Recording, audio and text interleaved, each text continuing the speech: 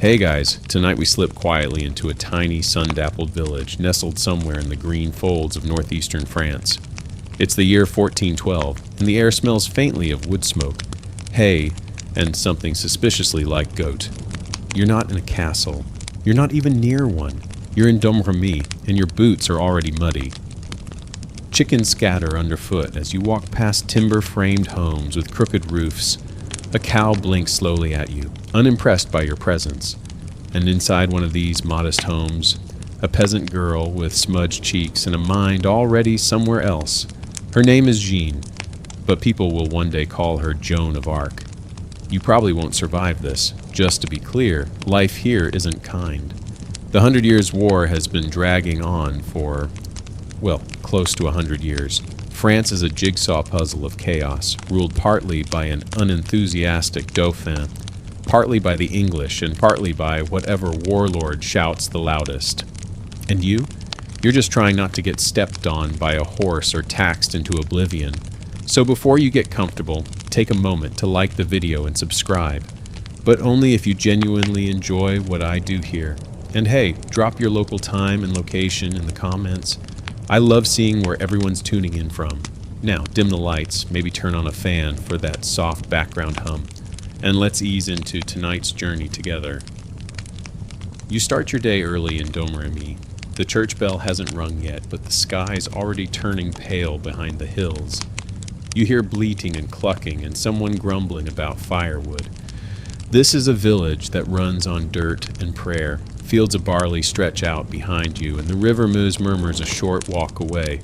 Jean, is out feeding the animals. She's not famous yet. She's a barefoot kid with sharp eyes and a quiet streak. Her family isn't noble, but they're decent enough. Her dad works the land and keeps a tight fist on the family budget. Her mom makes sure everyone behaves, eats, and doesn't get possessed. You know, medieval basics.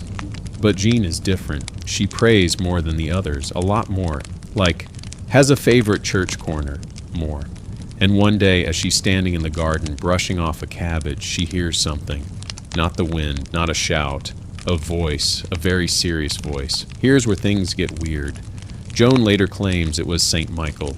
Yes, the actual archangel. He tells her God has big plans, like save France big.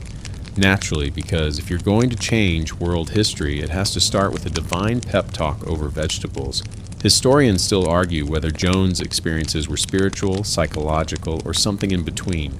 Some suggest she may have had temporal lobe epilepsy, a condition that can cause auditory hallucinations and hyper-religious experiences. Others say, nah, just medieval girl boss energy. Whatever it wasn't fleeting. The voices kept coming. St. Catherine and St. Margaret joined the choir. They told her she was chosen, that she had to help Charles, the French Dauphin, become king, that she had to drive out the English. You, understandably, are skeptical. You're 13. You've never left your village. You've never held a sword. And now 3 saints are micromanaging your destiny. Still, Joan doesn't run. She listens. She prays harder. She keeps it mostly to herself. But something shifts. She walks a little taller. She talks less, but means more. People notice. And here's the funny part. This wasn't completely unheard of. France had a thing for mystics.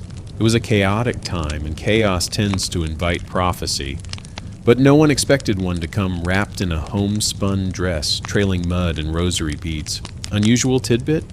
Joan's hometown, Domrémy, would later be declared exempt from taxes by Charles VII for all eternity, because it was her birthplace. The villagers probably celebrated by briefly owning a second chicken. And while most teenagers of the time were just trying to dodge plague and famine, Joan started scheming how to reach the Dauphin. She'd need help. She'd need armor. She'd need someone to believe that a teen with no sword training could outmaneuver professional knights and win wars. But not yet. Tonight she sleeps under a thatched roof with wool blankets and dreams full of angels. The wind taps gently on the shutters. The fire crackles low. Outside, a fox trots past the barn.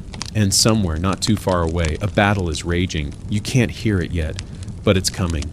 You slip into a cool morning mist that clings to the rolling fields like a damp cloak. The dew-soaked grass tickles your ankles as you follow Joan, across the meadows toward the forest's edge. You hear birds waking up, their calls echoing through the hush.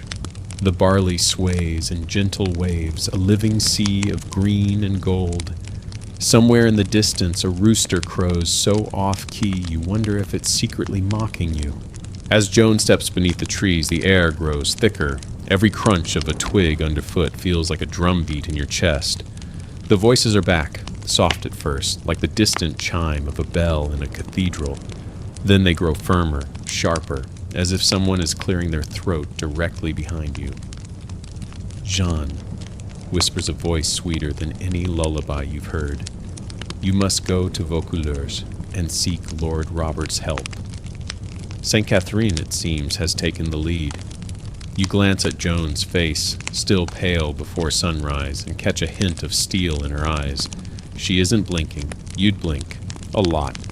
Jokes aside, this is no small suggestion. Traveling to Vaucouleurs means crossing miserably muddy roads, dodging men-at-arms, and risking bandits who would love to relieve you of that shiny new rosary. Somehow Joan doesn't hesitate. She simply adjusts her woolen cloak and starts walking. You follow, because what else are you going to do? Argue with saints? Historians still argue whether Joan ever walked those miles alone or had a secret escort. Some chronicles mention an aging soldier guiding her. Others insist she braved the journey entirely on faith. It doesn't matter to you now. You're logging every aching step. Midway, you pass a small stream where peasants wash basins of turnips. One poor fellow nearly drops his entire load when he spots Joan's determined stride and clipped hair. "By Saint Denis," he mutters, "she looks like a boy on a mission." You snort. You probably wouldn't last 5 minutes hauling turnips, let alone leading an army. Joke 1. Soon you crest a hill and behold Vaucouleurs' wooden palisade rising from the fog. Smoke curls from chimneys, promising hearth fires and maybe even stale bread. A banner flaps overhead, plain, but any banner in England-occupied France feels defiant. Joan approaches the gate, hesitates, and then gives the password she was told in her vision. Farmer's daughter.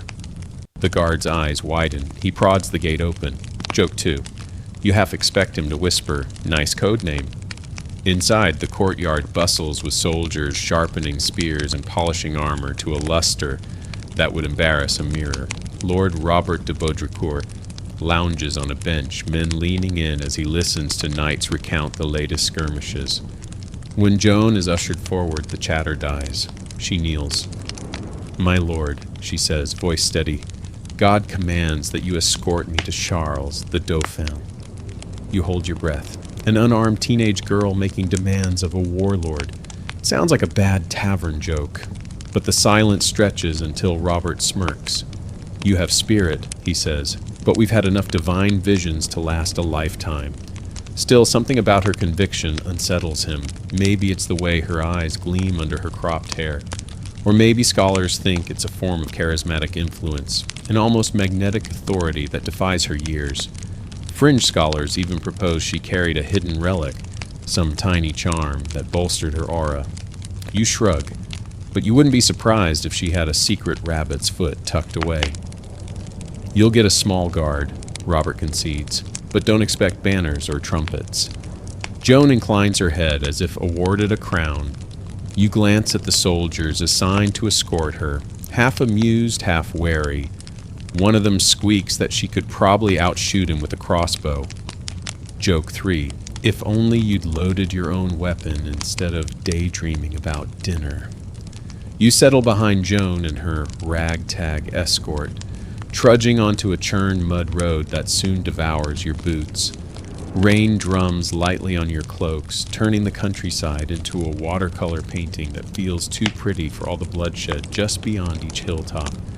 The English troops have fortified nearby strongholds. Every village you pass whispers rumors of violence, burned granaries, and children hiding under beds.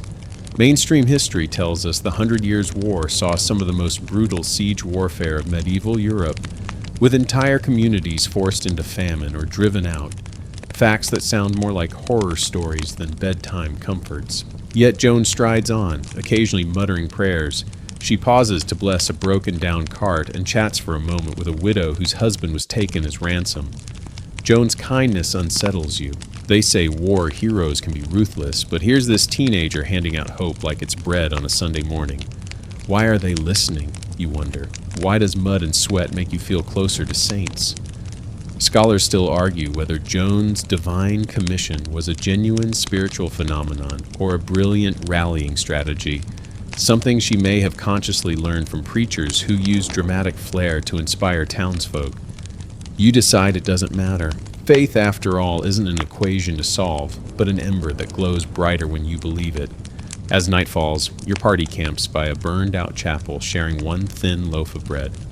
Joan kneels at the ruined altar, lighting a scrap of cloth to see her rosary. The embers glow orange against her determined face. The sky above opens into a tangle of stars, reminding you that entire universes exist beyond muddy roads and warring soldiers. In that hush, you almost forget how cold you are. Almost. Your stomach rumbles. Someone has clearly not packed enough provisions. But as Joan prays, you feel something like peace settle over you. For the first time since the voices began, you glimpse why villagers whisper of miracles. Tomorrow you will see her chop her hair again, don armor that pinches like a bad corset, and step onto a battlefield. But for now, you watch her silhouette against the chapel's remains and wonder if heaven itself might be leaning in to listen. You're jolted awake by the clatter of metal and the sharp hiss of chainmail sliding over skin. Darkness still cloaks the camp, but lanterns flicker along the makeshift walls of your guard's corral. Joan is already moving, eyes bright in the lamplight, determined as ever. You rub the sleep crust from your own lids and follow her to a corner where a barrel of spring water awaits. Tonight, she's shedding more than fatigue. With a small knife, Joan begins to cut her hair close to her scalp. Strands fall like pale rain, drifting to the muddy ground. You feel a pang of loss each time a lock hits the earth. The final remnants of her girlhood, trading curls for certainty. Joke 1. You wonder if she'll start charging a toll for souvenirs. Her hair now sits more like a helmet than a coiffure. It frames her face, highlights her sharp jaw, and somehow makes her look even less like the teenager you expected. You stretch and accidentally spill a bit of water on your boots. Great, they squelch louder than a choir of frogs. Joan turns, noting your misstep. Careful, she says softly. We don't want the English to know we're here. Joke 2. As if damp boots weren't a giveaway. She trims the last remnants, tucks the scraps into her belt, and then steps back as if unveiling a statue. Next comes the armor. From a nearby wagon, the soldiers hand her steel greaves, a breastplate emblazoned with lilies to symbolize France, and gauntlets that clank like metal bells. You help her into it, shuffling awkwardly as buckles pinch and plates shift. Each piece feels heavier than the last, pressing down on her shoulders, around her waist, and against her arms. A modern battle jacket might seem light by comparison, but medieval armor could weigh up to 60 pounds. So much for freedom of movement. Mainstream history tells us that knights typically spent years getting used to this gear. Yet Joan adapts in moments. You slip on your own modest leather jerkin, wishing for more protection and less squeaking as you move. The armor squeaks again. You cringe. Joan glances at you and quips, "That noise? It's our personal serenade." Beneath the helmet's crest, her eyes shine. It's the same girl's face you met in Domrémy, but now encased in iron. Unusual tidbit. Some villagers later claimed her armor was blessed by a local priest who scrawled prayers in tiny script beneath the breastplate. Whether that was legend or fact, it added a layer of myth to her already curious story. You link arms and march toward Vaucouleurs Gate once more, only this time you're part of a war party. Torches guide your way through shadowed roads, and every clink of steel echoes like a promise. Around you, soldiers gossip. One wonders if a female warrior could ever ride horses as well as they did. Another jokes that the armor must have been custom-made, made to fit doubt as much as flesh. Historians still argue whether Joan truly donned full-plate armor in her first battles, or wore lighter mail for mobility. Some sources say she resisted the heavy suit, opting for mail that allowed her to move more freely. Others insist she rode into combat in gleaming plate that dazzled the French troops and unnerved the English. You figure that either way she made an impression. You watch Joan mount a borrowed steed, her first time astride a war horse, and struggle to find her balance. The horse is a big beast, muscles rippling under its pelt, nostrils flaring in the damp air. You steady Joan as she hoists herself up, then give the reins a gentle tug. The horse snorts, clearly unimpressed. Joke 3. If only you could charge at rent for squatting on its back. Once mounted, Joan's posture straightens. She looks like a monarch, an avatar of divine will riding against the world. The way she plants her feet in the stirrups and adjusts her grip on the reins, you almost believe she was born for this. Had you been in her shoes, well, you'd probably still be wobbling. The column of armor-clad figures rides through the awakening village, torches flickering against stone walls. Peasants peer out from doorways, mouths agape, as if greeting a vision rather than a soldier. You remember hearing that during the 100 Years' War, common folk rarely saw knights up close. Most battles happened far from home, behind walls or across fields. Now Joan brings that drama right into their backyards. As you pass the chapel ruins where you slept, Joan raises her banner high, white cloth stitched with a red cross. She trained you to hold it steady, so you do. The banner flutters above you like a silent command. You feel a thrill. It's official now. You're part of something huge. Some scholars think Joan's choice of simple white silk banner, rather than a traditional war ensign, was a strategic move to distinguish her troops and avoid confusion on the battlefield. Others argue it was purely devotional, symbolizing purity and divine guidance. Either way, it became a powerful icon. By dawn, you arrive at a small clearing where the Lord's men have gathered. Shields lean against trees and horses munch on overripe oats. Joan dismounts, her armor clattering softly. She strides to the front and calls for silence. Even birds hush to listen. She speaks in a clear, confident voice. France is yours, men. Today, God wills our victory. Her words ripple through the crowd, gathering momentum like wind in sails. You glance around. Hardened soldiers, some battle-weary, some fresh-faced, nod in resolve. And just like that, she transforms from a farm girl to a war leader in steel. You stand beside her, heart pounding, ready for what comes next. In your mind, you wonder how many feel the same surge of hope, and whether hope alone can topple English walls. But tonight, that question waits. Tonight you rest under the watch of hundreds of pairs of eyes. The voices have quieted, allowing only the steady hum of the camp. You drift to sleep, dreaming of tomorrow's sunlit field, armor gleaming and banners blazing the sky. You slip through the mist-draped gates of Chinon, your armor cool against the waking chill. The castle looms above, stones dark with age and lichen, its towers reaching like silent sentinels into the pale dawn. Soldiers bustle around courtyards and stairwells, voices echoing off ancient walls. A few stumble past, hungover from last night's ale, proof that even medieval courtiers appreciated a good party. Joke 1. You'd kill for a stiff drink right now, but alas, all you've got is stale water.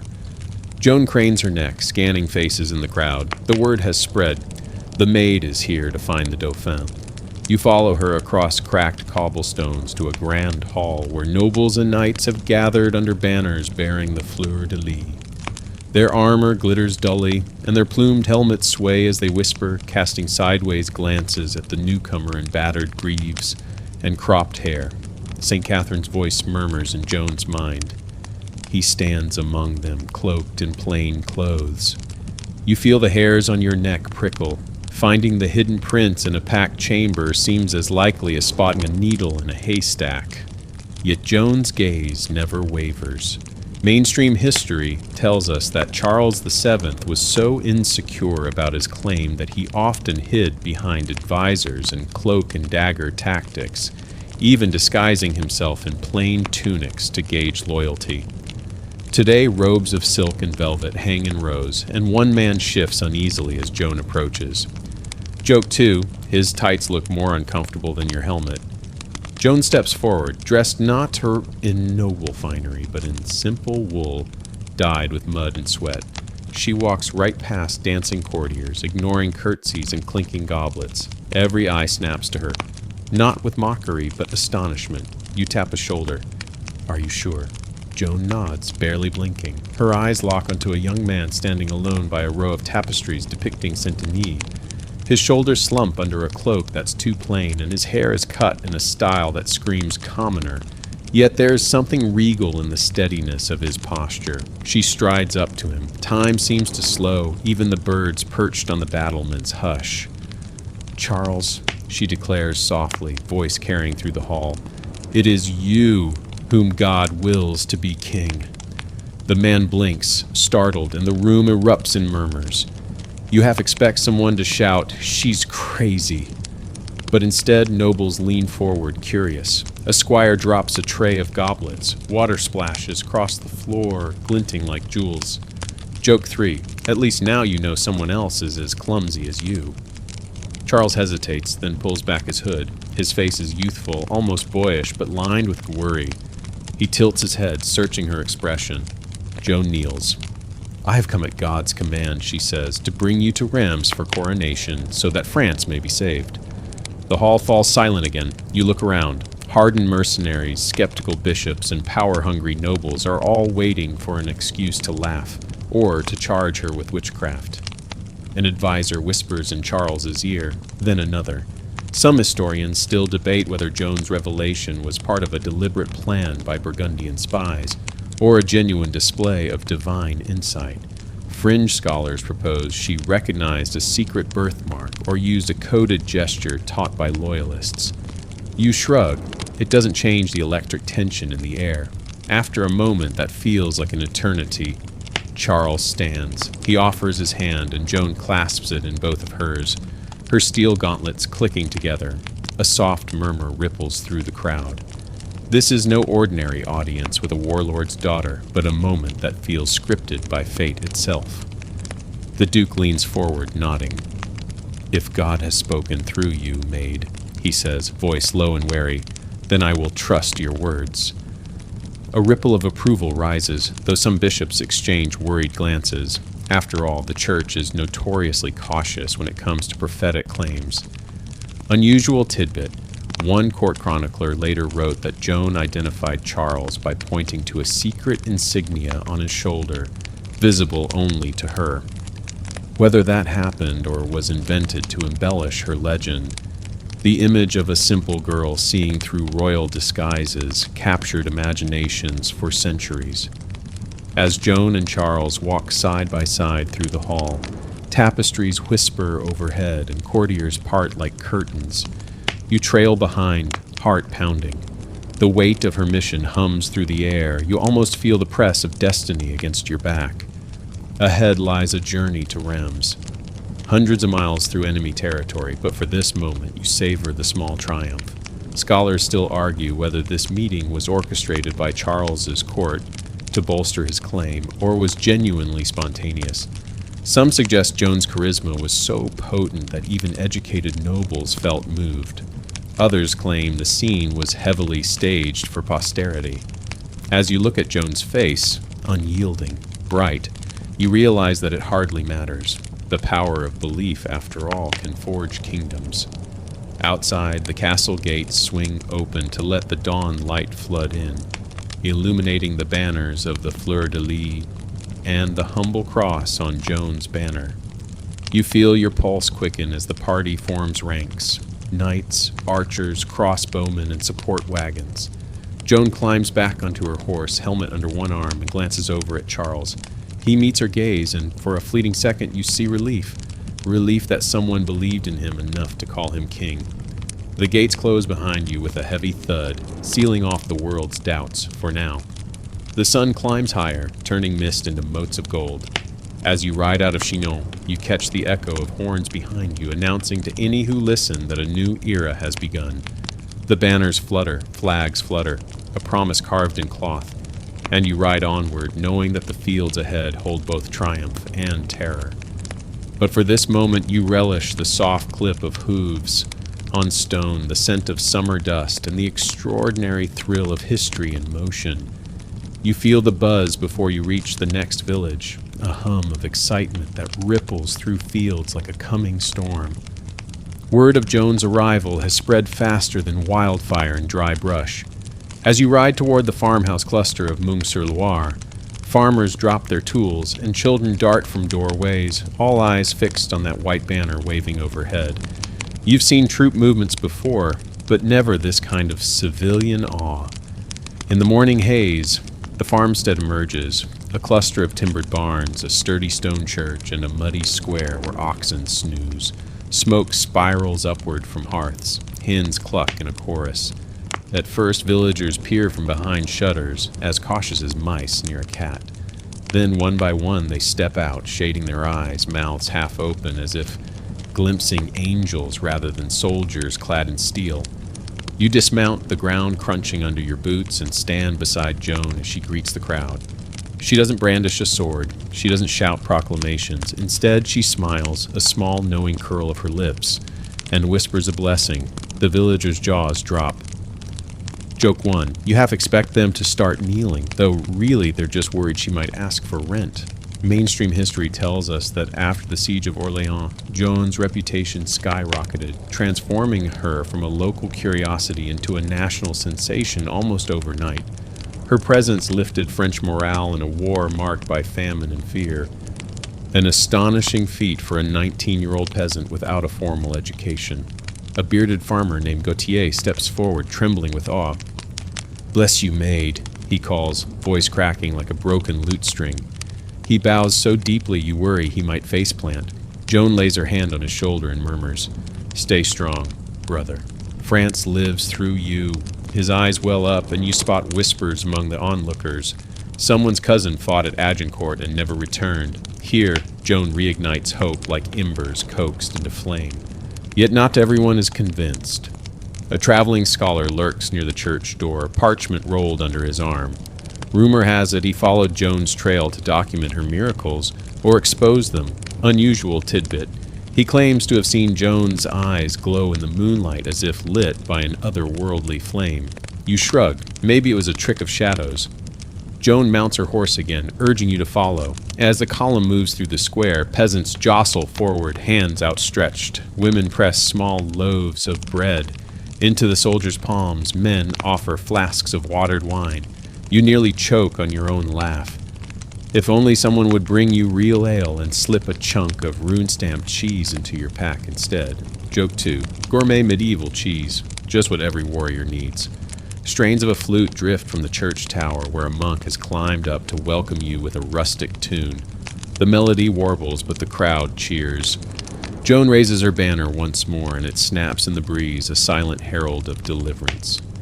As you leave Meung-sur-Loire, you pass a makeshift shrine in the churchyard. A wooden cross draped in white cloth, candles melted into wax pools. Someone has scrawled Joan de Bourg on a plank, spelling questionable but clear in intent. Scholars still argue whether these local reverences were orchestrated by sympathetic priests or erupted spontaneously from folk devotion. Some suggest the church clandestinely endorsed her cause to reclaim power from English-backed bishops. Others think it was pure grassroots fervor. You decide that hope, once sown, grows in unexpected ways. Miles later, the road narrows into a dense wood. Branches arch overhead, dappling the path with shadows. You can't shake the feeling that eyes, human or otherwise, track your every move. A rooster's crow echoes eerily among the oaks, sounding almost like a warning. Then, out of the gloom, a ragtag troop of townsfolk emerges. Blacksmiths, bakers, even a child clutching a makeshift wooden sword. They form a ragged parade behind your company, chanting, "Vive la France! Vive Jeanne!"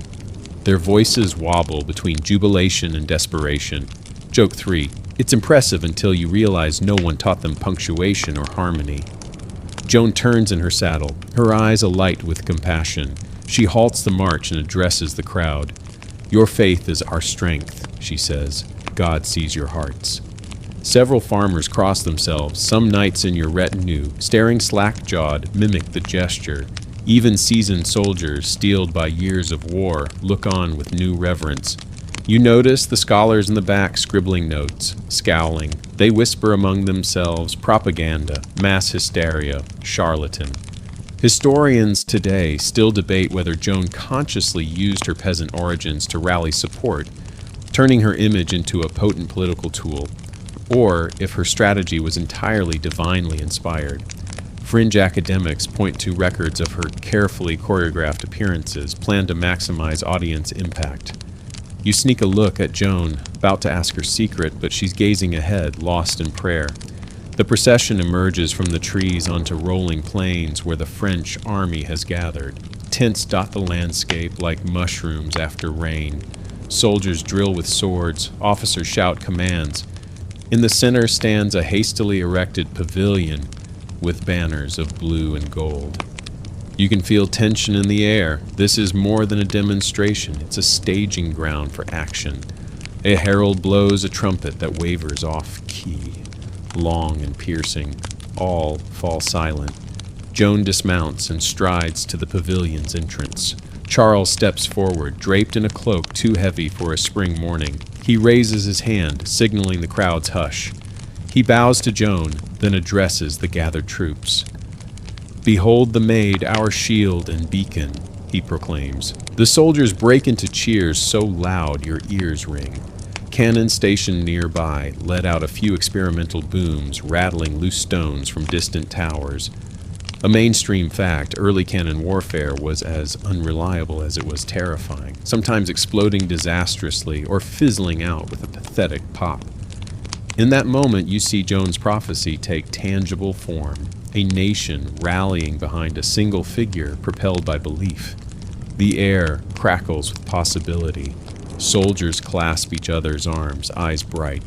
Farmers realize these men aren't just mercenaries, they're your protectors. You swallow, feeling a lump form. Donde, this is what legends are made of. As the sun climbs, you set out once more, heading east toward Reims. But the story has already begun to unfold in whispered prayers, forged alliances, and hearts ignited with conviction. The prophecy isn't just words on parchment, it's alive, charging the wind like sparks from a forge. Tonight, as you camp beneath an ancient oak, the leaves whisper above you. You pull your cloak tighter, feeling the warmth of newfound hope seep into your bones. The voices have gone silent for now, and all you hear is the rustle of branches, like nature itself holding its breath. And as you drift into sleep, you carry with you the humming pulse of something extraordinary. The moment when Joan of Arc's prophecy stepped off the battlefield and into the hearts of an entire kingdom. You awake to a horizon rimmed with smoke that turns the sky a bruised purple-gray. The air tastes of ash and sweat, and every breath reminds you that you're on the edge of battle. Joan stands at the forefront, banner unfurled, horse stamping impatiently. Behind you, the French army, mere weeks ago ragged and demoralized, now bristles with newfound purpose. You can practically hear their hearts pounding as you all march toward Orléans. The city walls loom ahead, thick and blackened from previous skirmishes, dotted with jagged arrow slits and mortar stains. English archers mon the battlements, their longbows strung taut. Below, a moat nearly choked with reeds gurgles quietly. You run a finger along the hilt of your sword, still sharp but far from comforting. Joke 1. It's a bit unsettling that the thing you're trusting to keep you alive is literal metal. Joan nudges her horse forward, voice low and fierce. God wills this siege lifted. You've heard it so many times that it's become a lullaby of sorts, except the lullaby includes screaming and flying bolts. Still, her conviction feels contagious. Your own doubts shrink under the weight of her certainty. A horn sounds, a deep warbling note that rattles windows miles away. French pikemen surge ahead, shields locked in formation. Crossbowmen take aim, bolts thudding into wooden palisades. Around you, soldiers shout commands in halting French, and a stray English volley whistles past your ear. Joke 2. The one time you wish your head were a little less aerodynamic. Mainstream history tells us the siege of Orléans was one of the 100 Years' War's rare turning points, where the arrival of Joan and her forces in April 1429 lifted the siege in just 9 days, an almost unbelievable feat given the city's stout defenses and English persistence. Most sieges lasted months or years. This one collapsed astonishingly fast. You crouch behind a battered tower alongside Joan, who kneels to inspect a loose stone. With a swift kick, she clears the rubble, revealing a tunnel entrance. "This way," she whispers, voice barely carrying over the clash of steel. The path is narrow and dark, walls slick with moss. It leads beneath the fortress walls, an old sally port, long forgotten by the English. Unusual tidbit. Some fringe chroniclers claim this tunnel was built centuries earlier by monks who preferred secret midnight exits for smuggling sacred relics, including vials of crocodile dung-based sunscreen. Truly grim for a skincare regimen. Whether monks smeared it on their skin or used it to grease a rusty hinge, no one can say for sure, but it makes for a memorable anecdote. You and Joan slip through the tunnel, soldiers flanking both sides.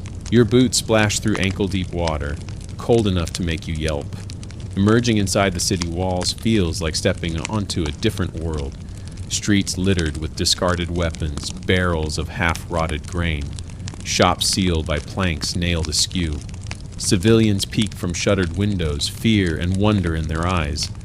Above you, thick timbers lean across rooftops. You glimpse munitions, piles of archery bolts and quicklime buckets ready to be poured on invaders.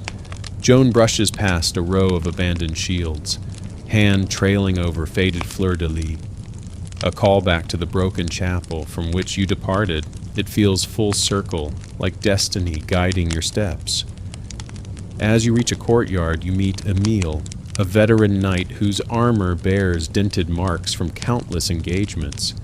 He grins and says, "Welcome to the lion's den, maid. Ready to tame the beast?"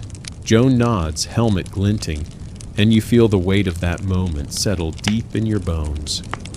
Some scholars still argue whether Joan's use of such tunnels was a brilliant tactical decision inspired by local guides or a desperate improvisation against overwhelming odds. Others suggest it was divine intervention, St. Michael himself pointing out the path. You muse that battlefield strategy often mingles with myth, making it hard to separate fact from folklore. You sprint across the courtyard as a sudden volley clangs against the nearby wall. A coin-sized fragment of stone plinks off your shoulder. You yelp and stumble. Joke 3. Perhaps gravity is the deadliest enemy of all. But Joan steadies you with a firm grip. Together you rush toward the keep where English forces have concentrated. Flags bearing the reed St. George's Cross whip in the wind. The English archers loose another volley, and you take shelter behind a smashed wagon load of onions, their sulphurous scent filling your nostrils. You wrinkle your nose. Hard to think of miracles when everything smells like bad farts.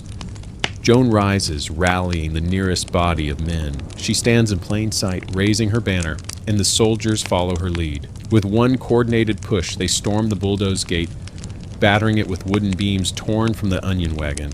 The gate crashes inward, and the French surge through, swords flashing. Mainstream accounts praise Joan's courage during this assault. Though she may not have swung the sword herself, her presence galvanized the troops and encouraged them to press on when exhaustion threatened to overwhelm. Some argue her lack of direct combat made her more effective as a symbol rather than a fighter. Others insist she fought alongside them, striking blows with surprising skill. By dusk, the English garrison, demoralized and outnumbered, surrenders. The banner of St. George is torn down and trampled beneath Joan's horse. A cheer rises, echoing against the shattered walls of Orléans, a sound that feels like salvation itself. You stare at Joan, helmet askew, breath ragged, wonder sparkling in her eyes. Scholars continue to debate Joan's precise role in lifting the siege, whether she was the true catalyst or merely a celebrated participant in a larger coordinated effort by French commanders. Some insist history would have swung in France's favor regardless. Others credit her with turning the tide single-handedly. As you watch her walk among the cheering soldiers, you realize the truth may lie somewhere between strategy and spirit. Night falls over a city saved, not by nights alone, but by faith given form. You settle amid the ruins, heart pounding, knowing you've witnessed something extraordinary. Tomorrow you'll ride on to Rheims and a coronation that will seem impossible, but tonight you close your eyes under ramparts that once threatened to crush you and feel safe and hopeful for the first time in your life. You wake to birds cawing overhead, carrion crows no less, circling above the ruined towers like unwelcome sentinels. The banner of white silk with its simple red cross flutters against a sky streaked with dawn's pale light. It snaps like a whip in the breeze, echoing through the hollow streets of Orléans, reminding you that hope and horror often ride side by side. Joan kneels in the dust, brushing bits of broken brick from her gauntlets. Her horse nuzzles her shoulder as if offering comfort. You approach, the leather of your boots creaking with every step. The scent of sweat, smoke, and spilled blood mingles in the air, an aroma you'll come to associate with victory. Joke 1. Nothing says heroic triumph like ode to battlefield stew. A messenger gallops in on a tired mare, bearing fresh orders from Charles. Press the advantage and seize Jargeau, another English stronghold downriver. Jones looks up, face smeared with grime, and nods. "Gather the men," she says, voice steady. "We move at first light." You catch the glint in her eye, the same fierce spark that sent you tunneling beneath fortresses and riding through hailstorms of arrows. It feels a little wild, like betting your life on a dream. But here you are. You trudge through a makeshift camp, where soldiers patch armor with scraps of cloth and gamble for rations of stale bread. One veteran yanks a tooth with a grimace, muttering that a loose molar made a noise like a dying rooster. Joke 2. At least it wasn't cawing. Nearby, a timid drummer taps out a sloppy beat, echoing in the alleyways as if keeping time for the entire city. Mainstream history records that the capture of Orléans pivoted French morale so sharply that several wavering towns surrendered without a fight, convinced that Joan's arrival was a sign from heaven. But here, in the flickering torchlight, you see something more tangible, a woman who refuses to let fear rule her troops. You move toward the makeshift armory, where stacks of helmets glint under flapping canvases. Joan steps inside and you follow, inhaling the cool metal scent. An unusual tidbit whispers through the racks. One of the helmets is said to have belonged to an English knight who wore a hidden compartment beneath the lining, rumored to store love letters from a French noblewoman, an act of forbidden romance and espionage that some chroniclers insisted swayed loyalties on both sides. You smirk. If only you'd carried a secret stash of chocolate instead of letters, you might have won hearts too. Joan selects a tapered helmet with a lion crest and hands it to you. "For luck," she says, winking. You place it on your head, adjusting the strap under your chin. It squeaks once against your breastplate. Joke 3. Clearly, medieval armor had no concept of personal space. Outside, the camp stirs to life. Horses whinny, steel rings against steel, and the collective breath of hundreds of men puffs out in misty clouds. You spot banners unfurling. The fleur-de-lis, the lilies of France, accompanied by simple pennants raised by local militias. Each one feels like a vote of confidence in Joan's cause. At dawn's first light, you march out in formation. Joan rides at the center, her banner held high by a loyal squire. The wind catches it, stretching the silk tight, revealing a small tear at the edge, proof of your narrow escape from Orléans. You glance at the red cross, wondering if it bleeds more for every life lost under its shadow. The road to Jargeau winds along the Loire, water glittering on your right like a ribbon of quicksilver. Dragonflies zip across the surface, dipping and gliding, oblivious to human conflict. You'd almost forget this is war, if not for the distant thud of hunched infantry drilling practice with pikes. As you approach Jargeau, the English fortifications rise.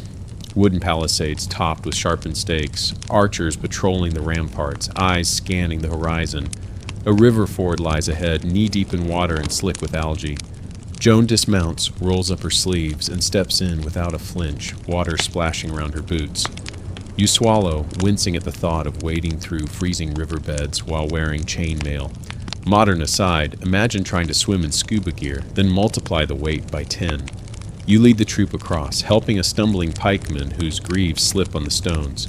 Keep your weight forward, you instruct, as if you've ever mastered a river crossing without falling in. Green silk coats your leggings, but you press on, sound of oars scraping the bottom echoing faintly. Halfway across, English archers unleash a volley. You drop behind a mossy boulder and feel arrows ping off the rock. Joan clenches her teeth but doesn't flinch. She shouts, rallying the soldiers, "On me, to glory and God!" The charge hits the palisade like a tidal wave. Pikes thrust upward, swords slash through planks, and logs break apart under your feet. Mainstream accounts credit Joan's inspirational presence with mounting such an aggressive assault that the English were forced to retreat within 2 days, an unusually rapid siege compared to typical medieval warfare, which could drag on for months. But here, in the mud and shouts, you feel the raw reality. Fear crackling in every shouted command, hope glowing in the flash of steel. You climb a makeshift ladder to the wall, sword drawn, and see an English flag ripped down, banner fluttering like a wounded bird. You steel yourself and step onto the battlements.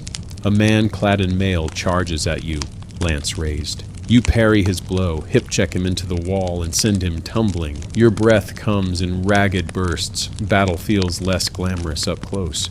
Joan stands beside you, crossbow in hand, urging soldiers through the breach. "Forward!" she cries. You fight your way to a small courtyard and find an English archer trapped behind fallen beams. He drops his bow and surrenders.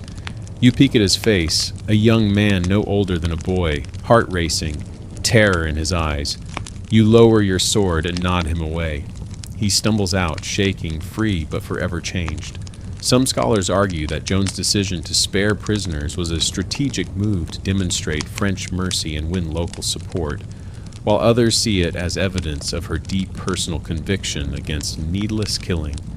Either way, sparing lives on the battlefield was rare in that era, and helped forge her legend as both warrior and compassionate savior. By dusk, the palisade has fallen, and Jargeau is yours. The banners of France and the Maid of Orléans flap victoriously in the breeze. You collapse onto a pile of broken planks, heart hammering. Joan sits beside you, brushing a smudge of blood from your cheek. "A good day's work," she breathes, smile soft despite the grime. You grin back through a tired haze. The banner still flutters above you, stimulus of triumph and reminder of the cost. As the sun sets, painting the sky in bruised purples and reds, you understand the strange blend of glory and grief that comes with war. Tonight, you'll sleep among the broken walls of another saved town. You'll dream of banners and blood, of laughter and loss. But for now, you listen to the soft rustle of silk and whisper a prayer of thanks for survival, for victory, and for the woman who turned prophecy into action. You rise before dawn, the sky still bruised with twilight, and mount your horse with aching muscles, humming a protest. Behind you, Jargeau's battered walls stand silent in the half-light. Ahead lies a path paved with both triumph and uncertainty. Reims, the ancient city of coronations, where Charles must be crowned to solidify his claim as King of France. The road stretches over 50 miles of countryside, scarred by war. Fields pocked with abandoned siege engines, charred farmsteads, and the occasional skeleton half buried in muck. You sling your sword across your back, adjust your helmet, and clip the reins. Joan settles beside you, banner fluttering like a heartbeat against the waking sky. Joke 1. You can practically feel your ribs rattling like a breakfast of dried bread and bad decisions. The caravan moves out, a river of steel and colored pennants winding through sleepy villages. In one hamlet, a baker sets out fresh loaves on a windowsill. You drift close, the scent of warm crust teasing your nose. 5 steps closer and that loaf is gone, but you restrain yourself. Hunger is just another layer in this armor of duty. A mainstream fact, the traditional coronation at Reims dates back to King Clovis in 496 AD, whose baptism and crowning by bishops of Reims established the city's sacred ritual for centuries.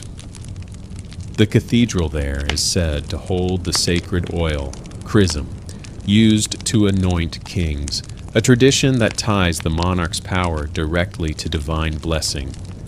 You ride through the morning bustle of a market town, where merchants hawk their wares, sacks of salted fish, bundles of dried herbs, and wooden toys carved in the shape of knights. Children gape at Joan's armor, then run alongside horses for a few yards before tiring, breathless and exhilarated. You smile and drop a coin into a small wooden box labeled, "For the Maid's Journey." Someone scrawled "Merci Jeanne" above it in wobbly letters. Joke 2. Currency never looked so hopeful. Beyond the market, the path climbs a ridge where the wind howls through gnarled oaks. Rain the night before has left puddles deep enough to drown a chicken, and your horse carefully picks its way around them. You almost lose your balance when Joan nudges your elbow. "Watch your step," she murmurs. The future king follows. You steady yourself, embarrassed, wouldn't want to trip in front of destiny. A fringed tidbit floats through the air. Some chroniclers claim that Joan carried a tiny vial of Rams holy oil pilfered during a secret midnight blessing to anoint Charles personally if the bishops balked. No surviving record confirms it, but the image of a peasant girl smuggling sacred chrism through enemy lines certainly spices up the lore. As midday sun breaks, you crest a hill to behold Rheims in the distance, a sprawling tapestry of stone rooftops, church spires, and the looming silhouette of the cathedral. Smoke from hearths coils into the sky, mingling with scattered clouds. The cathedral's twin towers rise above the city walls like watchful eyes. Somewhere beyond those gates lies the moment that will turn a claimant into a king, and a peasant girl into legend. You descend into the city through a narrow gate where guards in gleaming armor salute the banner. Tapers line the streets, a procession of candles meant to welcome the Dauphin. You notice an old woman balancing a basket of flowers, her eyes bright. She presses a rose into Joan's hand without a word, then slips back into the crowd. The gesture seems to pass through Joan like a blessing. Joke 3. If roses cost this much, she owes you for floral therapy. Courtiers in rich velvets and silks cluster near the cathedral steps, whispering behind fans and hand-carved cane handles. Some sneer at Joan's mud-spattered boots. Others stare, awestruck, as if glimpsing the divine. Scholars still argue whether Joan's rough peasant attire was a deliberate political statement, demonstrating Charles's universal appeal, or a stubborn refusal to don cavalier finery. Some say her defiance of courtly fashion was crucial in winning popular support. Others see it as quaint stubbornness. Dordowart. You glance at her simple wool cloak and decide her authenticity is part of her power. Inside the cathedral, stained glass windows filter sunlight into kaleidoscopic beams. You shiver at the hush, like stepping into a dream. The nave stretches before you, lined with bishops and mitres and nobles in glittering brocade. They hold jeweled scepters and ornate crosses, symbols of church and state intertwine. At the far end, an altar draped in crimson velvet awaits.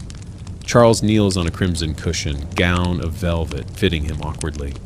Joan stands nearby, knees brushing the marble floor, banner at rest. The archbishop steps forward holding a golden chalice of chrism. He dips his thumb into the sacred oil and anoints Charles's brow. A murmur ripples through the crowd like waves lapping gentle shores. The scent of incense fills your nostrils, heavy and sweet. "Behold your king," the archbishop intones, voice echoing under vaulted ceilings. Charles rises, crown placed on his head, weight settling like fate itself. He looks at Joan, tears mist in his eyes, and bows deeply. She inclines her head in return. Amid the hush, you feel history's pulse quicken. Unusual detail. One court record mentions that when the crown was placed on Charles's head, a sudden gust blew out half the candles in the cathedral, plunging the nave into flickering darkness for a heartbeat before the air stilled. Some saw it as a bad omen. Others claimed it marked the end of English dominion. You weren't there, but the story lingers. A reminder that every moment teeters on both light and shadow. As the coronation procession winds from the cathedral through cheering streets, Joan walks barefoot on a carpet of rose petals laid by grateful citizens. Her banner leads the way, followed by Charles astride a white charger. You trail behind, armor whispering with each step. The city erupts in cheers, drums beat a steady rhythm, and children fling blossoms into the air. Mainstream historians credit the coronation with solidifying Charles's legitimacy, shifting momentum decisively in favor of France. Yet debates endure. Was it mere ceremony with little strategic impact, or did it truly rally wavering nobles and sway neutral towns to Charles's side? Some argue the latter, pointing to a surge in enlistments after Reims, while skeptics note the continuing conflicts in Normandy and Aquitaine. Either way, the ceremony at Reims remains a cultural touchstone binding monarchy and mythology. By twilight, the pageantry fades and the city settles into festive revelry. Lanterns twinkle in windows, minstrels tune lutes, and tables groan under platters of roast venison and sweet tarts. You share a cup of spice wine with Joan, her cheeks flushed not from drink but from exhilaration. She raises her goblet to Charles's health, then to France's future, then finally to you, her steadfast companion through every muddy mile. You clink cups, the sound sweet as hope. Outside, the night air hums with possibility. The road ahead remains perilous, but for now you rest beneath the soft glow of triumph. Joan of Arc has guided the Dauphin to his crown, and legends have been born amid the candles and cheers of Reims. You slip through the winding lanes of Reims the morning after the coronation, your boots squelching on dew-damp cobblestones. The city still hums with celebration. Children chase one another with rose petals, minstrels tune dulcimers, and vendors hawk sweetmeats from colorful stalls. But beneath the festive veneer, a different tension stirs. Courtiers murmur behind lace-trimmed fans. Bishops in their gold-embroidered robes exchange wary glances. Even Charles's once loyal advisors shuffle papers with nervous fingers. Joan stands at the edge of the cathedral square, banner furled, observing the scene with calm eyes. You join her in the shadow of a column, the stone cool against your back. Joke 1. Your armor's so spotless today you could be mistaken for a walking lantern. Around you swirl rumors like dust motes in a shaft of light, whispers that some nobles are jealous of your peasant heroine, that churchmen resent a girl who commands armies, and that England's allies are already plotting counterattacks. A mainstream fact, after Reims, the French court splintered into factions, some arguing for immediate military campaigns to reclaim lost territories, others advocating diplomatic treaties and cautious consolidation of power. This political tug-of-war threatened to unravel the fragile unity Joan had fought so hard to forge. You wander deeper into the palace's inner courtyard, stepping over fallen petals that lie forgotten like promises made and broken. A retainer approaches, bearing a sealed parchment stamped with the king's seal. Joan breaks the seal and reads aloud. Summon the Estates General of Normandy and Burgundy for council. Her brow furrows. Normandy still bows to English sway, and Burgundy's dukes eye the French throne with greedy interest. You feel a knot tighten in your stomach. Politics is a different battlefield where words and alliances can sting sharper than arrows. Joke 2. You half expect someone to hand Joan a quill dipped in poison instead of ink. You trail after Joan as she strides into a sun-dappled gallery lined with tapestries depicting past monarchs. One shows Clovis kneeling before St. Remigius, another, Charlemagne enthroned amid angels. The images remind you that kingship in France has always been as much myth as power, an unbroken chain of legend and ritual. Fringe scholars suggest these tapestries were deliberately commissioned after Joan's rise to bolster claims that the throne was divinely ordained, weaving her story into a tapestry of holy succession. You smirk, if only you could stitch a banner of your own adventures. The door to the council chamber swings open, revealing a long table around which nobles and finery sit like wary predators. You slip in beside Joan, who remains standing, steel gauntlets folded. The room goes silent. Eyes narrow, lips purse, and someone clears their throat. Duke Philip of Burgundy leans forward, his cloak of crimson velvet pooling behind him. "Maid of Orleans," he says, voice smooth as wine. "Your deeds are known, but deeds do not secure peace." Joan inclines her head. "My Lord Duke, God's will cannot be bargained with treaties. France calls for unity, not division." She speaks firmly, yet politely, the tone of a commander, not a supplicant. You watch Philip's expression flicker between admiration and annoyance. The power play here feels more delicate than balancing on a tightrope. One misstep and the tapestry unravels. A cleric in starched white robes clears his throat next.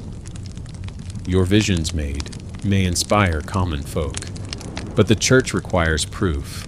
How do we know these voices were divine, not the work of devils or delusion?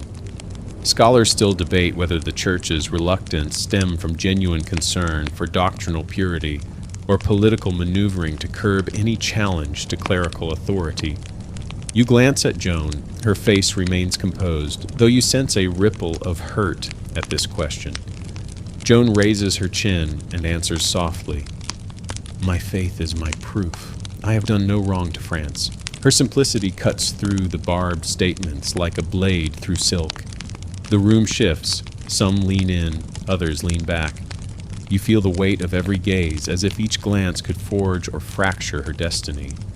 By the afternoon, factions have formed. One group pushes for immediate campaigns into English-held Paris. Another urges strengthening the treasury and forging alliances through marriages. Even among Joan's supporters, doubts flicker. Can a teenager from Domrémy navigate these treacherous waters?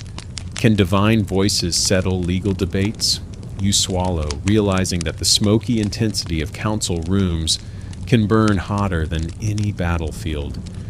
Unusual tidbit, a court poet commissioned a satirical play mocking Joan's rise, portrayed her as a willful farm girl playing dress-up in armor. The performance was shut down by order of Charles himself, yet scripts circulated in secret salons, fueling both admiration and scorn. You'd love to see the playwright's face when the maid stormed Orléans for real. As dusk falls, Joan steps out onto a balcony overlooking the courtyard where lanterns flicker like captive stars. You stand beside her, silence stretching between you. Below, courtiers drift in clusters, discussing alliances and betrayals as casually as one would discuss the weather. You shiver. This is intrigue at its finest and darkest. Joan turns to you, her gaze both weary and resolute. "The battle now is for France's soul," she says quietly. "We must win hearts as surely as we won walls." You nod, understanding that while swords and banners rallied men in the field, here you need words, promises, and careful alliances. Joke 3. If only alliances came with instruction manuals. You spend the night drafting letters by candlelight, letters that beseech lords of Aquitaine, plead with Italian merchants for loans, and stipulate the release of English-held hostages in exchange for grain. Each line you write feels like stepping on eggshells. One misworded phrase could ignite a feud. You glance at your quill, half expecting it to metamorphose into a sword. At midnight, a messenger arrives bearing news. Duke Philip has agreed conditionally to support the king if granted control of certain territories. Burgundy's approval shimmers like a tentative truce, neither firm nor final. It's enough to stave off outright rebellion, but far from a lasting peace. You and Joan finally lower your heads to your pillows, hers a scrap of cloth on a rough bench, yours in a straw-filled sack. Outside, the night air hums with crickets, a lullaby made uneasy by distant church bells tolling the hour. You close your eyes, pondering the day's clashes of ambition and faith. In dreams, you hear the echoing clash of swords and the whisper of silk robes rustling in council chambers. You realize the prophecy's true challenge isn't just lifting sieges, it's guiding a kingdom through the thorny thickets of politics. As sleep pulls you under, you rest uneasy. Even saints might find this terrain too treacherous to traverse. You awaken to a cold drip of water echoed through the damp stones of your cell. Oh wait, not a cell exactly, but a makeshift cage in the castle of Compiègne, air thick with mildew and the distant clank of rumbling wheels. Joan has been captured by Burgundian forces while scouting outside the walls. You find yourself shackled to a post, the iron biting into your wrists, sharing space with damp straw and rats that glower at newcomers like territorial overlords. Joke 1, you never thought your travel package would include a rat concierge. It happened so fast, one moment you were riding through a wind-whipped forest, the next a trap, sprung by English-aligned Burgundian soldiers. Joan fought bravely, lifting a fallen standard to fend off attackers, but she was outnumbered. You saw her horse bolt away, and then the soldiers closed in, dragging her off as you cried out. Now here you are, left behind in this dank holding pen, while Joan's fate hangs on a razor's edge. Historians still argue whether Burgundian betrayal at Compiègne was premeditated. Some suggest local Burgundian lords plotted with the English to capture the maid as retribution for her successes, while fringe sources whisper of a clandestine deal. In exchange for selling her to the English, Burgundy would receive hidden spoils from the French crown. You huddle closer to another prisoner, a disheveled archer from your unit, who swears he saw a duke's envoy signal the ambush. Regardless of politics, the result is the same. Joan is gone. From the dark confines, you hear approaching footsteps, heavy boots that echo along the corridor. A guard arrives with a tattered scroll. You'll be exchanged soon, he mutters, tossing it toward you before stomping away. The parchment rails against the stone floor, a ransom note demanding Joan's immediate transfer to the English for trial, or she'll be executed at dawn. Your heart tightens. Without Joan's leadership, France's surge loses its spark. Without her voices guiding her, Charles's position weakens. And for Joan herself, a trial looms, one run by hostile clerics eager to punish her for heresy. You pace the cage, legs stiff, mind racing. Some scholars argue that Joan's captors deliberately sold her to the English instead of executing her outright to avoid creating a martyr. An execution would inflame French resistance, thus ensuring she could be publicly tried and discredited. Others counter that the Burgundians hoped to use her as a bargaining chip to fracture French unity. You watch rats scurry across the straw and wonder how they'd fare in a theological debate. As dawn's gray light seeps through a narrow slit, you're led out of your cage, still shackled, and escorted through damp corridors toward the castle's courtyard. Guards jeer, soldiers eye you with suspicion, and townsfolk peek from behind torn curtains. You march past a wooden scaffold erected in the square, both ominous and oddly familiar from where strange trials are sometimes conducted. Then you see her. Joan stands on a raised platform inside a walled-in courtyard, robed in coarse gray, hands bound in front of her. English and Burgundian guards flank her, faces set in grim lines. She casts a glance your way, eyes bright with defiance, and offers a slight nod. It takes all your strength not to rush forward. Mainstream accounts describe Joan's captivity as a psychological tactic. Her enemies paraded her through towns to dampen her mystique and instill fear among French supporters. Watching her kneel before a makeshift tribunal, you catch the glint of sunrise on her cropped hair. Hair she dared to cut to claim power, now a symbol of vulnerability. The tribunal's president, Bishop Pierre Cochon, steps forward, robes billowing like dark wings.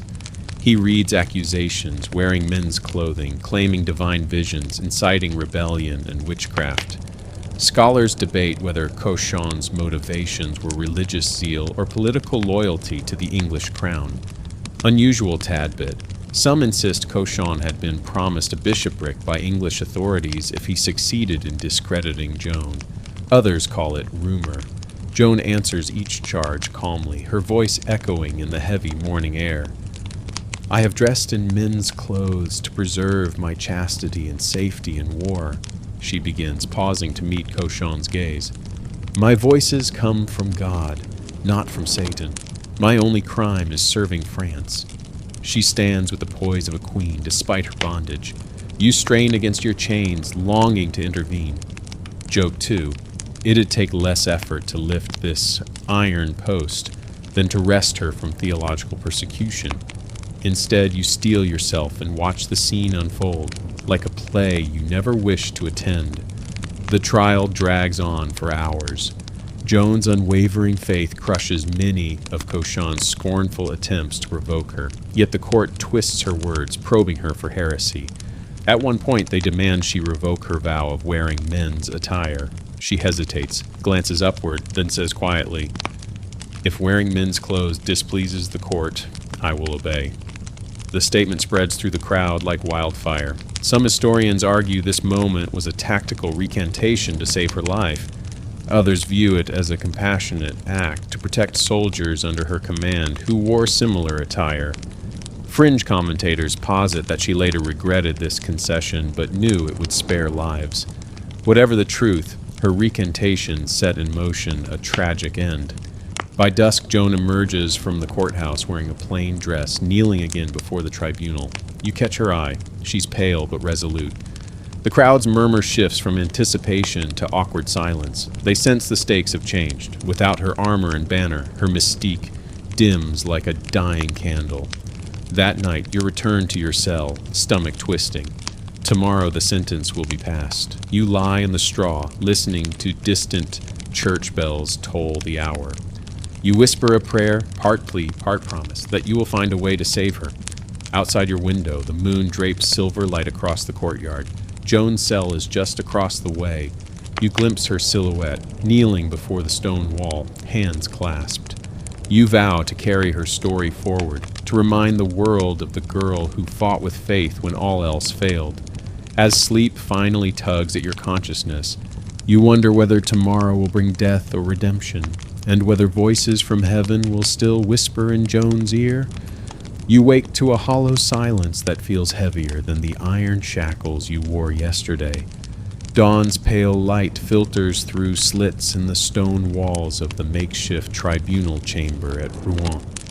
You step inside, heart hammering, to find rows of judges in stern robes. 32 of them, each more imposing than the last. Their faces are carved from marble, mouths set in disapproval, eyes glinting with suspicion. Joke 1, you'd say they look like gargoyles who took up law, but that would offend actual gargoyles. Joan stands at the center, feet bound by simple cords, clad now in a drab, gray dress that hangs loose around her slender frame. Her cropped hair accentuates the sharp angles of her jaw. The judges circle her like vultures around carrion, quills at the ready. Bishop Cochon presides, his mitre towering above the others, a silent reminder that church authority looms over this room as heavily as the vaulted ceiling. Jeanne d'Arc, Cochon intones, voice dripping with disdain. We begin your examination. Answer truthfully, for deceit here is heresy. The tribunal's clerk clears his throat, the sound echoing like a dropped sword. Your role is powerless. You stand in a cramped corner, boots scuffing on dusty flagstones, longing to speak up, but bound by protocol. Instead, you watch as the first judge, a wizened canon, steps forward. "Why do you wear men's clothing?" he asks, voice brittle as old parchment. You recall the cruel clamp of armor, the cold metal hug of the gauntlets. Joan meets his gaze steadily. "To preserve my modesty and protect myself from assault," she replies, voice soft but unwavering. Mainstream fact, medieval church law regarded cross-dressing as a serious offense, often punishable by excommunication. A murmur ripples through the courtroom. Some judges nod, others scowl. Next, a sharply tailored inquisitor leans in. "Describe the voices you claim to hear. Were they loud? Did they command specific deeds?" Joan closes her eyes for a moment, inhaling steadily. "They are gentle yet firm, like a shepherd guiding his flock," she says. "They warned me of danger, instructed me in counsel, and urged me to serve France." An unusual tidbit. A fringe chronicle recounts that Joan once described St. Michael's voice as deep as a trumpet ringing in a thunderstorm. a metaphor that some scholars dismiss as later embellishment to dramatize her story. A tall judge with a hooked nose scribbles furiously. Some scholars argue these visions were the result of temporal lobe epilepsy, a condition that can trigger vivid auditory hallucinations, he says, loud enough for the assembly to hear. Others insist they were purely divine, beyond medical explanation. The debate hangs in the air like incense smoke, unsettling in its ambiguity. You shift on your feet, the floor's uneven stones reminding you of every mile you've traveled by Joan's side. Another judge, a burly abbot, leans on a marble pillar. "Tell us, maid," he says gruffly, "did you ever see these saints in physical form, or only hear them?" Joan opens her eyes, calm as if answering a child's question. "I have seen their forms as visions like shapes in clouds or colors in stained glass," she replies, "but I do not pretend they stood before me in flesh and bone." Joke 2. If she'd have social media, she'd list it under Visionaries Anonymous. The judges exchange glances, parchment rustling as they pass notes. Suddenly the air shifts as a younger clergyman stands. "You claim immunity from torture, citing divine command," he accuses. "Yet you submit yourself to this trial?" Joan inclines her head. "I submit because I trust God's justice," she says. "I endure these questions so that the truth may shine." Tension crackles. Some judges lean forward, fascinated. Others slump, exasperated by her composure. You note the whisper of robes as they confer. One scholar suggests Joan's immunity claim was a political gambit. By refusing torture, she forced her adversaries to rely on testimony alone, limiting physical coercion's use. Another sees it as naive piety, a refusal to exploit legal loopholes. You can't decide which seems more likely, but you admire her principled stand. Midway through the examination, a clerk brings a wooden chest and unlatches it. Inside lie Joan's discarded armor, the very items that once defined her. The judges beckon her forward. "Explain these," Cochon demands. Joan steps beside the chest, gauntlets clicking on the stone slab. She runs a fingertip over the breastplate's fleur-de-lis. "I wore them at God's command," she says simply. "They were instruments, not idols." Joke 3. If only your own possession sparked such eloquence. A judge voices the unspoken. "Did you ever see your banner bleed? Tell us of miracles you claim to have performed." Joan's lips curve in a half-smile. "Any victory belongs to France and to God," she replies. "Soldiers fought with courage. I was but a symbol." Mainstream accounts record that her banner was said to have remained unfurled even in strong winds when others faltered. A miraculous sign to troops. The courtroom grows weary as questions delve deeper. Why did you cross the Loire River barefoot? Did you fast for visions? Were your troops inspired by fear of divine wrath rather than hope? Each inquiry feels like another layer of armor peeling away. Yet Joan endures, answering with clarity and humility. As the sun reaches its zenith, the judges retire to deliberate. You're escorted back to a bare cell where rats scuttle and dampness chills your bones. Through the barred doorway you hear muffled voices, laughter, disagreement, the clatter of quills. In that moment you realize this is politics disguised as piety, a battlefield of words far more perilous than sieges or swordplay. The hours stretch as shadows shift across stone walls. You wait, heart lodged in your throat, hoping the tribunal will see reason. But reason is scarce in a chamber crowded with ambition and fear. At last a guard arrives to summon you back. Your legs feel like lead, yet you stand to face whatever awaits Joan and France. Stepping into the chamber again, you find Joan kneeling, head bowed, surrounded by stone pillars that echo each breath. The judges sit in a semicircle, parchment piled high, faces inscrutable. You take your place beside her, a silent witness to history's most critical act. The head judge clears his throat. "Joan of Arc," he announces, voice resonant, "we find your claims unsupported by natural law, and your wearing of men's clothing a scandalous violation. You are hereby declared a relapsed heretic." A gasp ripples through the chamber. Joan looks up, eyes steady, meeting her sentence with unflinching grace.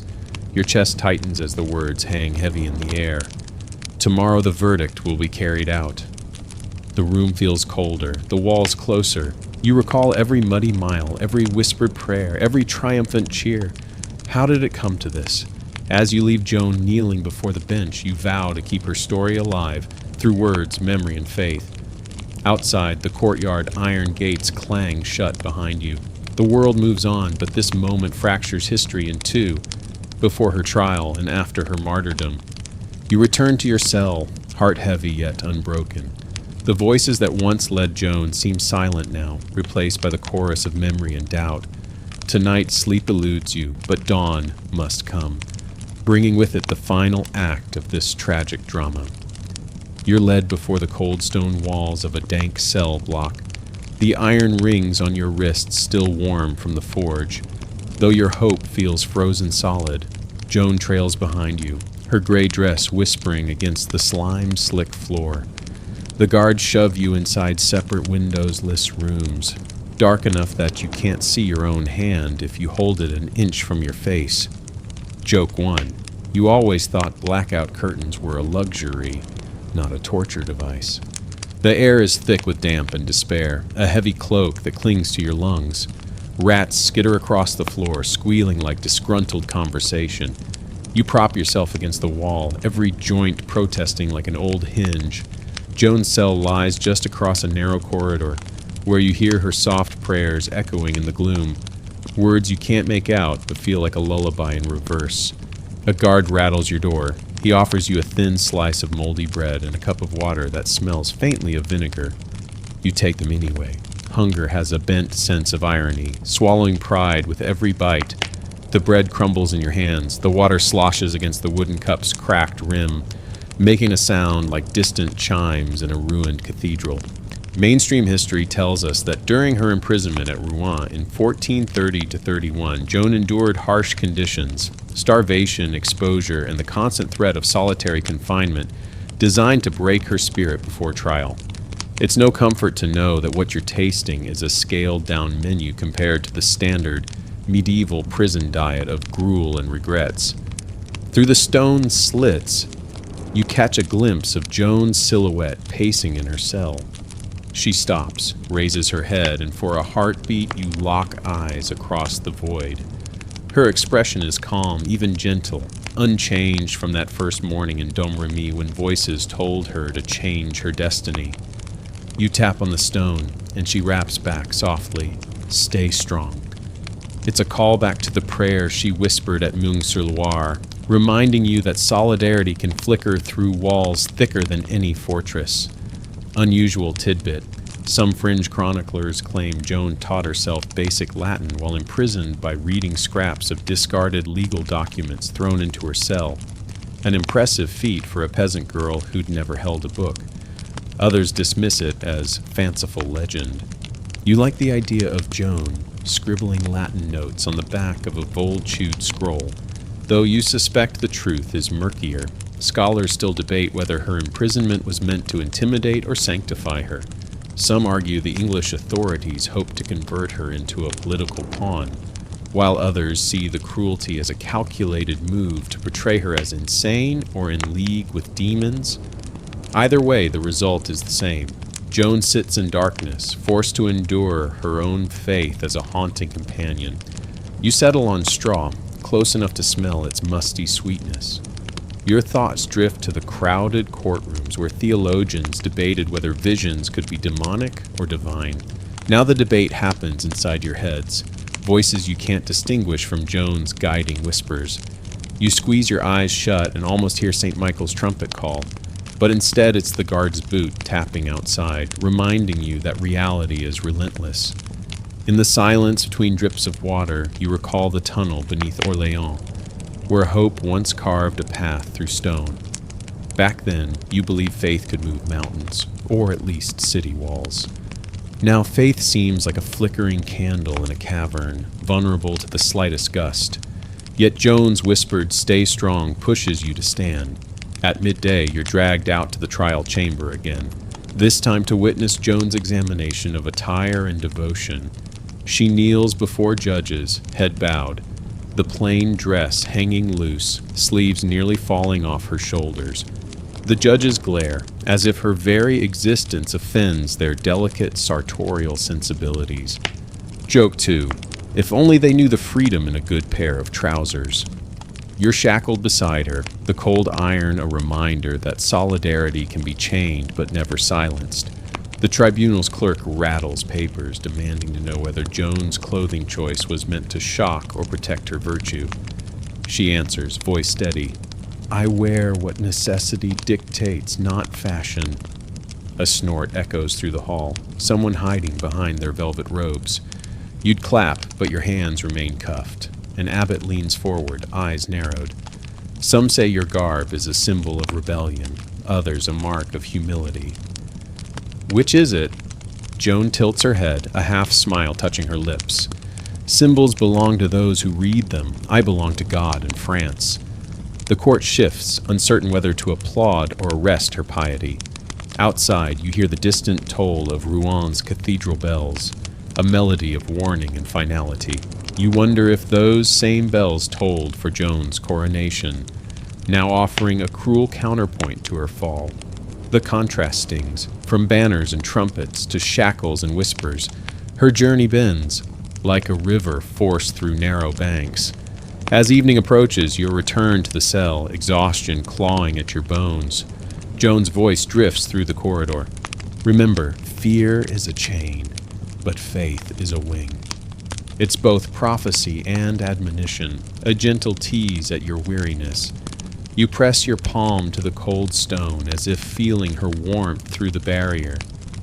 In the dim light, you whisper back, "I'll fly, though your wings feel clipped."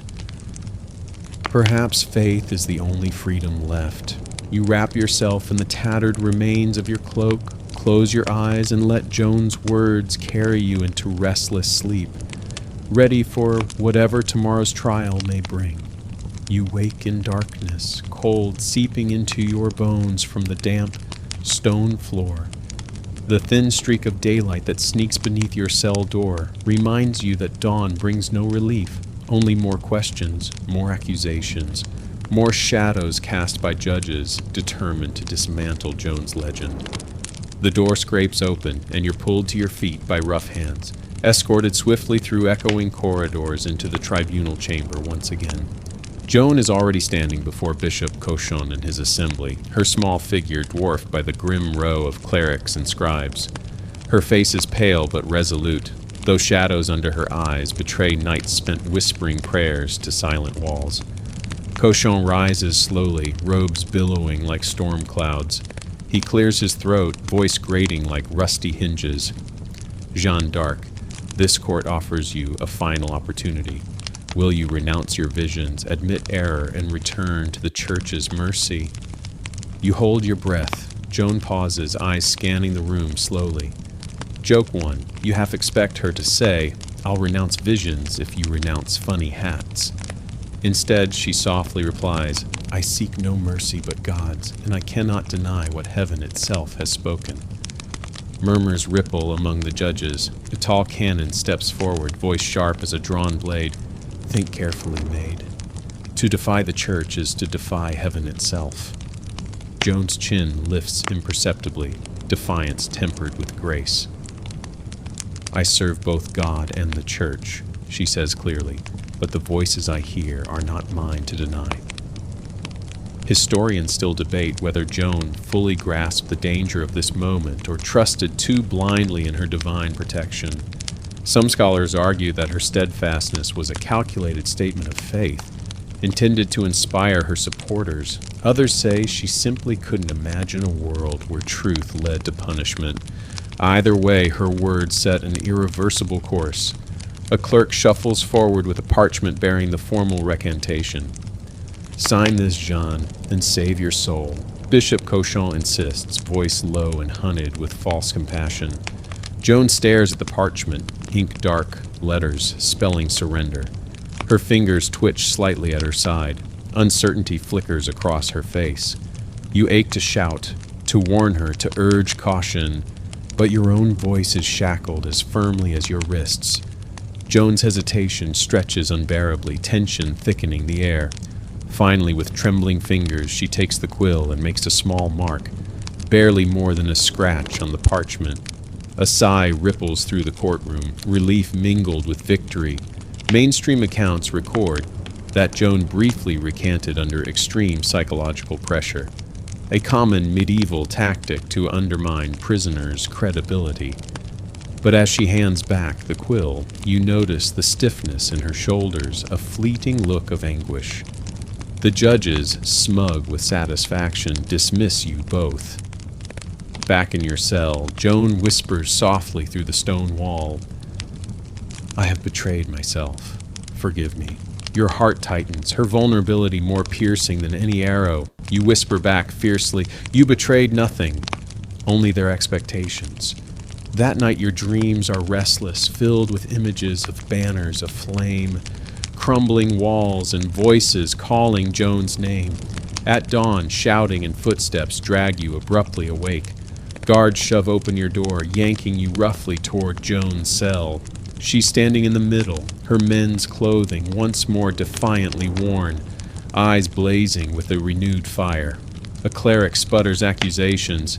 "You've relapsed into heresy. You swore never to wear these again." Joan squares her shoulders, voice steady. "You left me no choice. To dress otherwise leaves me unprotected. If you condemn me honestly." Fringe theories whisper that Joan deliberately provoked her captors by resuming her forbidden attire, choosing martyrdom over imprisonment. Scholars debate endlessly whether her actions represented brave defiance or a calculated bid for martyrdom to inspire French resistance. You sense only her fierce integrity. She'd rather burn than lie. You're thrust back into your cell, hearing Joan's defiance echo down the corridor. Soon news spreads that her recantation is void. She's condemned as a relapsed heretic, the harshest punishment now inevitable. Joke 2. Apparently medieval judges don't offer second chances or sense of humor. You spend that evening pacing, the weight of despair pressing against your ribs. Memories drift back. The farm girl from Domrémy, the cheers at Orléans, the solemn ceremony at Rennes. How quickly hope becomes history. The door creaks open again. This time, a priest slips quietly inside. He kneels beside you, his expression weary. "Tomorrow," he murmurs. "They'll burn her in Rouen market square. She asks that you remember her." You nod numbly, barely hearing the words. He continues softly. "She fears only that she failed France." Your voice cracks as you reply. "France failed her, not the other way around."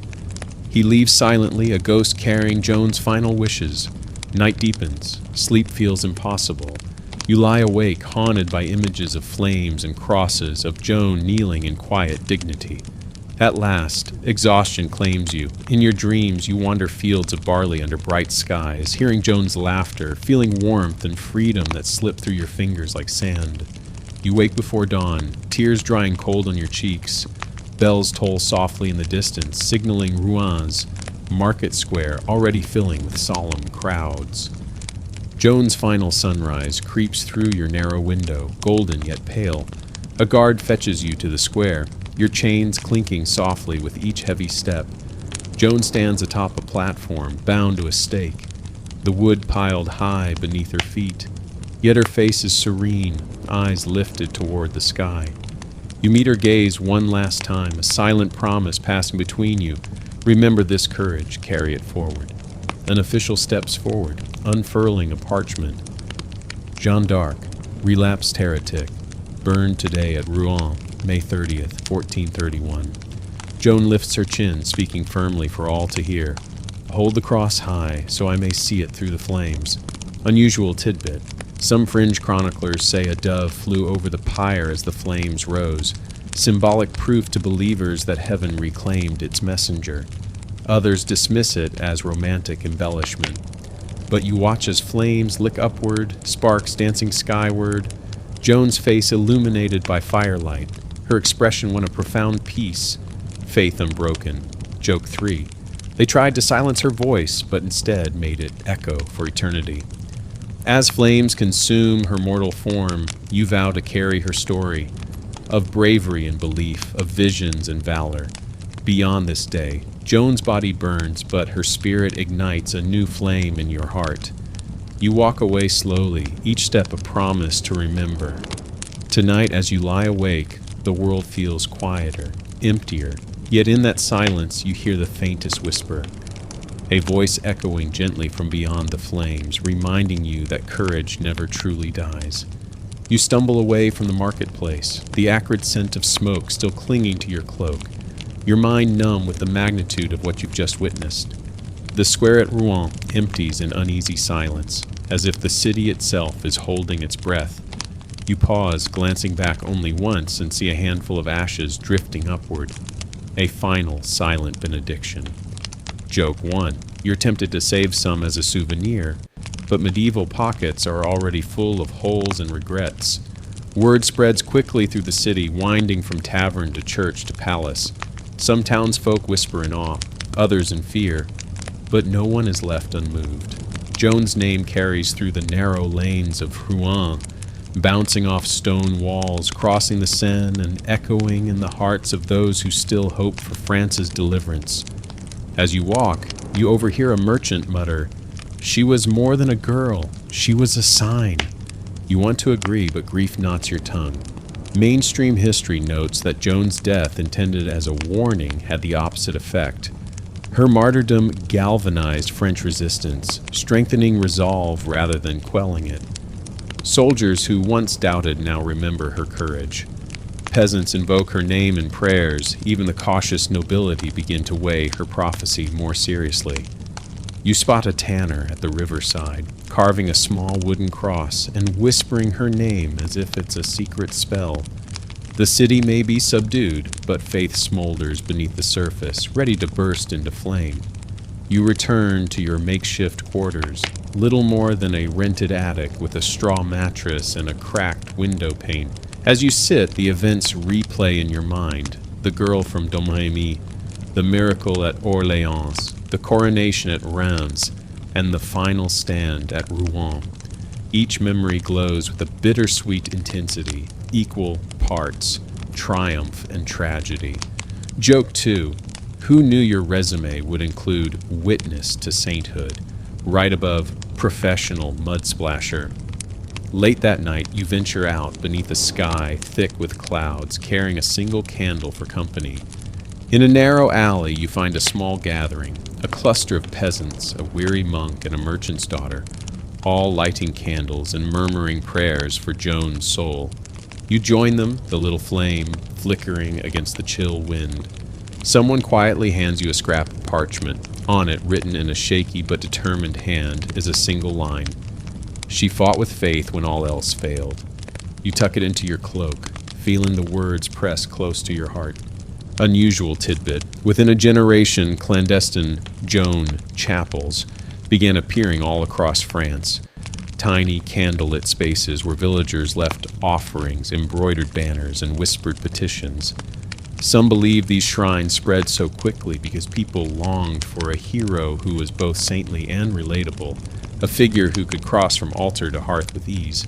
Scholars continue to debate whether Joan's death was a tragic necessity or an avoidable injustice. Some point to the political machinations that led to her execution, arguing that her fate was sealed by jealous nobles and fearful bishops.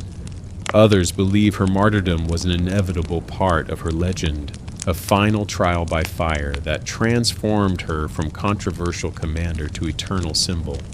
You wonder if the truth, as always, is messier than legend.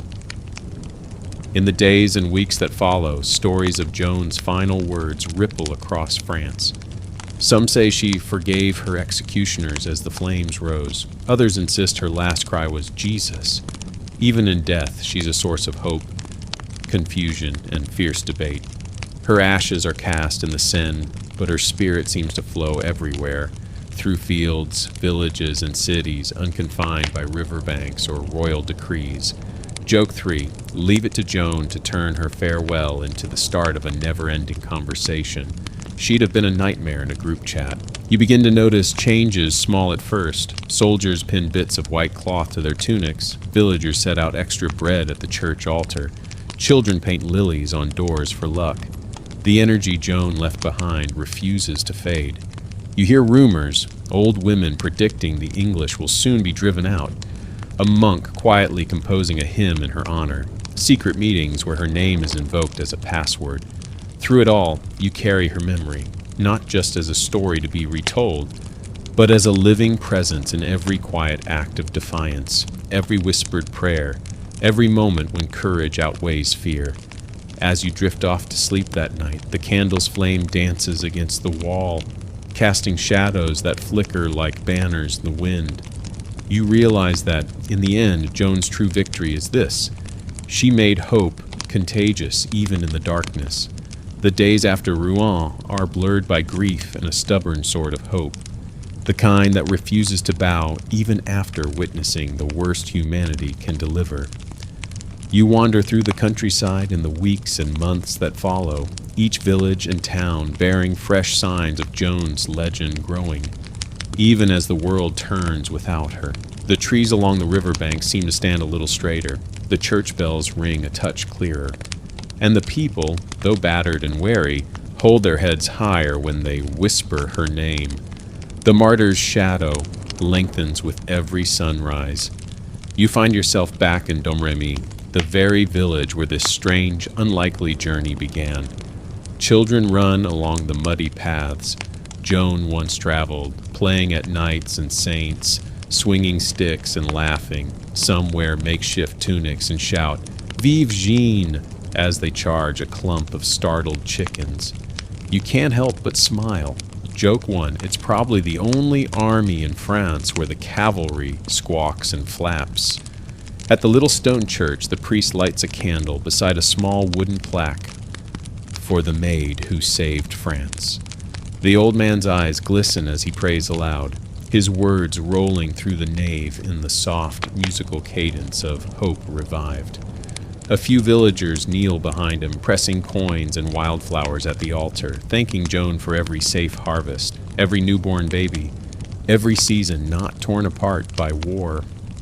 Outside, wind rustles the barley fields Joan once watched over, her first battlefield in its way, and the place where her visions began.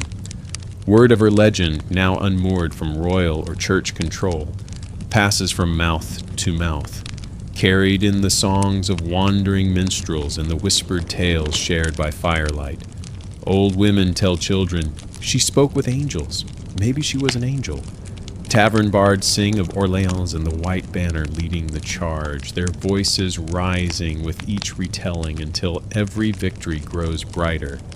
Every setback is softened. You notice how even the old soldiers who scoffed at Joan in life now cross themselves and touch the hilt of their swords at her name, half in reverence, half in apology. A merchant from Reims, passing through Domrémy, stops you to ask if you ever saw her smile. I did, you tell him, and it made you believe anything was possible.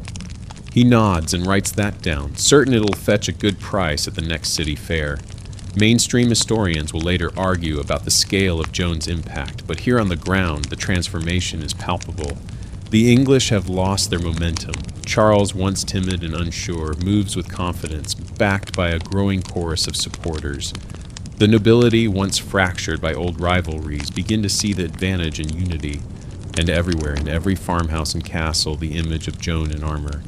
Unusual, unforgettable, and utterly alive, spreads from candle-lit chapels to the grand cathedrals themselves. You travel on, reaching Orleans, now a city that seems to have washed itself clean of occupation.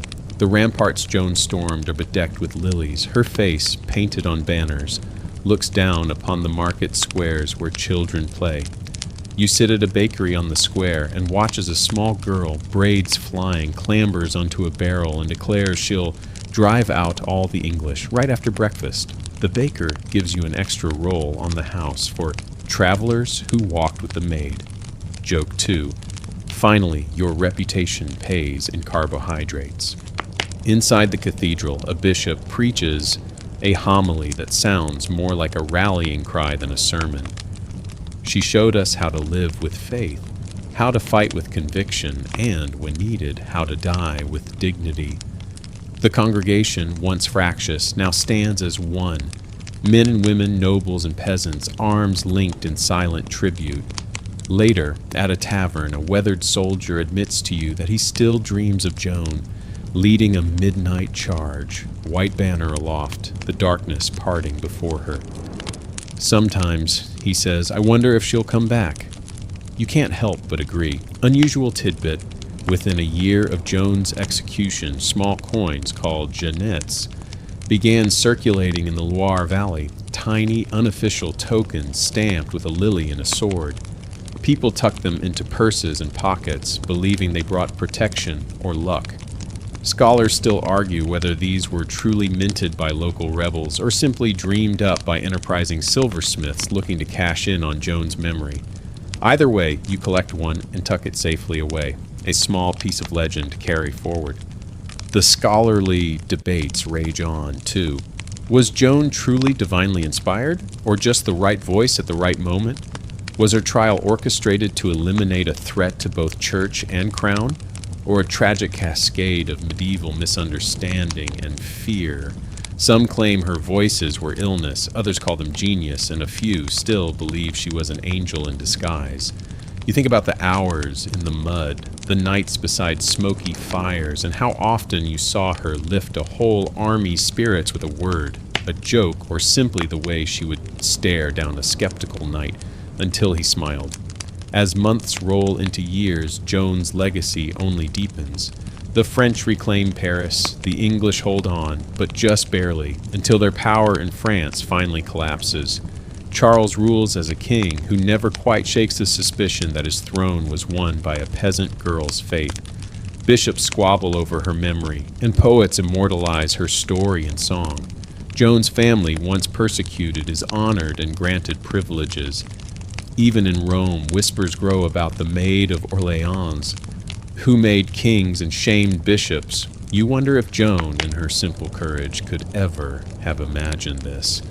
Her story unfurling like a banner across centuries, the lines between fact and fable forever blurring. Joke 3. Historians will spend more time debating Joan than Joan ever spent sleeping. Finally, you return to the place where it all began, your own quiet corner of the world, older now, changed. You plant your feet in the soft earth, listen to the wind in the barley, and think of Joan, a farm girl who dreamed big, fought bravely, lost greatly, and in losing, became more powerful than any general or king. Every bird call, every tolling bell seems to echo her voice. Stay strong, and you do, because that's what she taught you.